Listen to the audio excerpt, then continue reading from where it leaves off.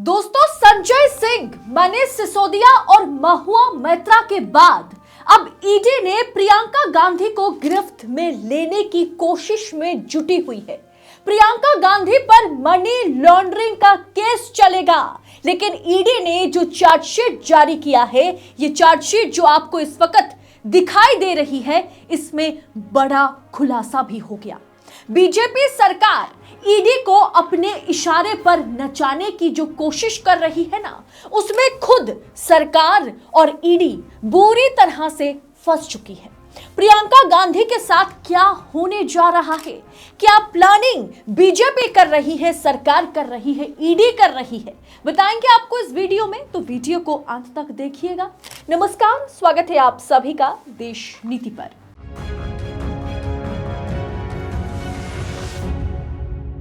देश नीति, केवल सच्ची और पक्की खबरें। दोस्तों, ईडी प्रवर्तन निर्देशालय, ईडी मोदी के लिए तरकश का वो तीर है जिससे वो हर किसी को मात दे सकते हैं, ऐसा मोदी जी को लगता है। लेकिन आज जिस पर भी ईडी हाथ डालती है ना, आज जिसे भी ईडी समन भेजती है या गिरफ्तार करती है, विपक्षी नेताओं में से उन्हें सबसे ज्यादा ईमानदार माना जाता है। चाहे अमित शाह या मोदी जी कितना भी कह ले कि 2024 की अब की बार की लड़ाई, अब की बार 400 पार 2024 में, लेकिन मन ही मन विपक्षी गठबंधन का डर मोदी और अमित शाह को सता रहा है। राहुल गांधी ने जब भारत जोड़ो यात्रा किया तो पूरा देश इकट्ठा हुआ। ना चाहते हुए भी गोदी मीडिया को भारत जोड़ो यात्रा को जो है अंतिम में प्राइम टाइम स्लॉट पर ब्रॉडकास्ट करना पड़ा। और भारत जोड़ो के तुरंत बाद जैसे ही कर्नाटक और हिमाचल में चुनाव हुआ तो कांग्रेस की ग्राफ ना इस रफ्तार से आगे बढ़ी। हिमाचल और कर्नाटक में कांग्रेस की जीत होती है, बीजेपी को हटा करके कांग्रेस वहां पर सरकार बनाती है। और अब जैसे ही राहुल गांधी और प्रियंका गांधी वाड्रा ने भारत जोड़ो यात्रा की तरह आगे कदम बढ़ाया, उसी तरह न्याय यात्रा का ऐलान किया, जिसका चर्चा सोशल मीडिया पर जोरों शोरों से शुरू हो गया है। उसके तुरंत बाद रातों रात प्रियंका गांधी वाड्रा का नाम मनी लॉन्ड्रिंग केस में आ जाता है। ईडी की चार्जशीट में पहली बार प्रियंका गांधी का नाम आना चौंकाने वाली खबर है। ऐसा क्यों किया गया? ईडी का मामला आखिर में है क्या? आइए आपको बताती हूं। कांग्रेस पार्टी के महासचिव प्रियंका गांधी वाड्रा की मुश्किलें बढ़ती हुई नजर आ रही है। इस वक्त ईडी ने प्रियंका गांधी के खिलाफ हरियाणा में फरीदाबाद में एक जमीन की खरीद से जुड़े मामले की चार्जशीट में उनका नाम शामिल कर दिया और कहा जा रहा है बहुत ही जल्द उन्हें समन भेजा जाएगा और पूछताछ की जाएगी।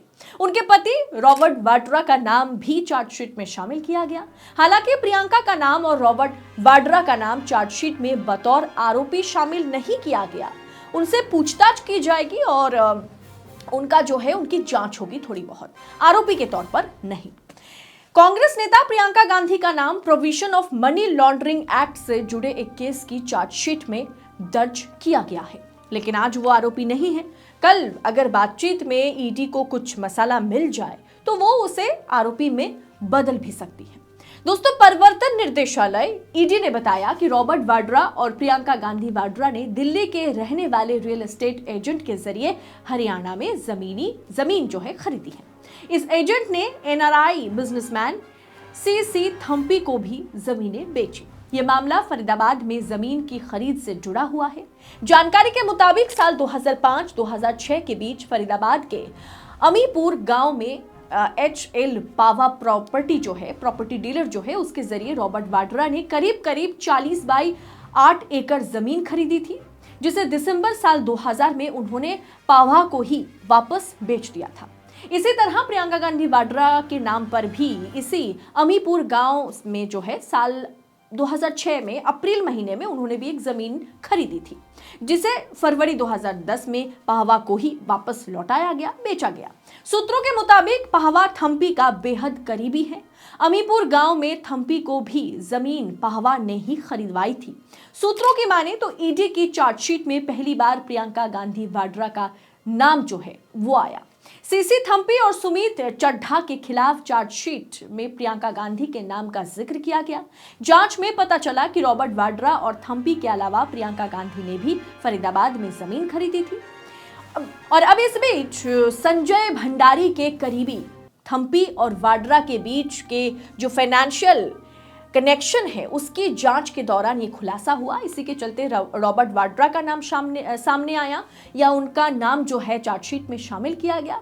लेकिन प्रियंका गांधी ने जमीन खरीदी और उनका डायरेक्ट किसी भगोड़े के साथ, किसी एजेंट के साथ उस तरह का कनेक्शन जो है इस चार्जशीट में बिल्डअप या कनेक्शन एस्टैब्लिश ईडी नहीं कर पाई।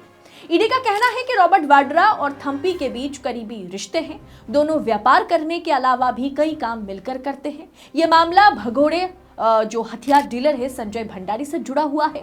संजय भंडारी पर मनी लॉन्ड्रिंग, विदेशी मुद्रा और काले धन यानी ब्लैक मनी कानूनों के उल्लंघन और आधिकारिक गोपनीयता अधिनियम जो है उसके तहत मामले दर्ज है। संजय भंडारी 2016 में जांच एजेंसियों के डर की वजह से भारत से फरार हो गया था और फरार होने के पीछे 2016 में अब जाहिर सी बात है अगर कोई इस तरह के मनी लॉन्ड्रिंग केस में फंसा हुआ व्यक्ति जो कि भगोड़ा बन सकता है, उसे अगर 2016 में वो भारत छोड़कर दूसरे देश में पलायन करने में, ब्रिटेन में पलायन करने में अगर कामयाब रहे तो उसकी जिम्मेदारी कहीं ना कहीं सरकार पर ही जाती है। अभी फिलहाल वो ब्रिटेन में है और इसी का कनेक्शन जो है एक एजेंट के साथ पाया गया। उस एजेंट का कनेक्शन जो है रॉबर्ट वाड्रा और प्रियंका गांधी वाड्रा ने उनसे जमीन खरीदी थी।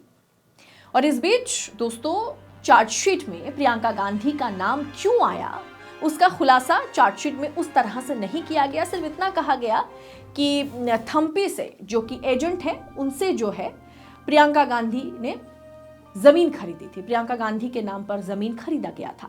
थम्पी और रॉबर्ट वाड्रा के बीच का कनेक्शन चार्जशीट में उल्लेख किया गया है।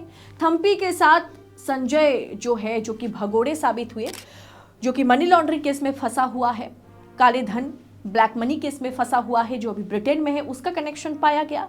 लेकिन प्रियंका गांधी के साथ थम्पी का एक जमीन खरीदने के अलावा कोई और कनेक्शन ईडी एस्टैब्लिश नहीं कर पाई।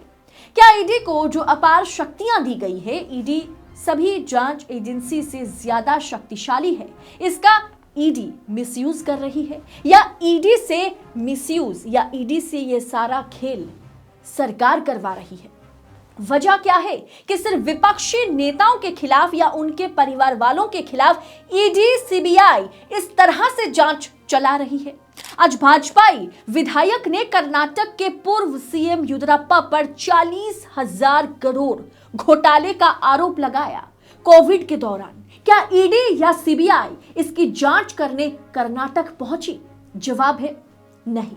चुनाव से पहले भूपेश बघेल पर कोई एक व्यक्ति जिसका कुछ अता पता ना हो उसने कह दिया किसी बघेल को मुझे पैसा देना था और ईडी इस पर प्रेस कॉन्फ्रेंस करके भूपेश बघेल को समन जारी कर देती है, जिसके बाद वो व्यक्ति कहता है असीम दास, वो कहता है कि मैंने तो किसी भूपेश बघेल का नाम नहीं लिया, मुझे ईडी ने जबरदस्ती इस केस में फंसाया। दोस्तों सिर्फ कांग्रेस ही नहीं, कांग्रेस के अलावा टीएमसी, आम आदमी पार्टी के सबसे कद्दावर बड़े नेता अभी जेल में सड़ रहे हैं मनी लॉन्ड्रिंग केस में। सुप्रीम कोर्ट में ईडी का फैसला आना बाकी है कि ईडी को जो अपार शक्तियां दी गई है क्या वो जायज है?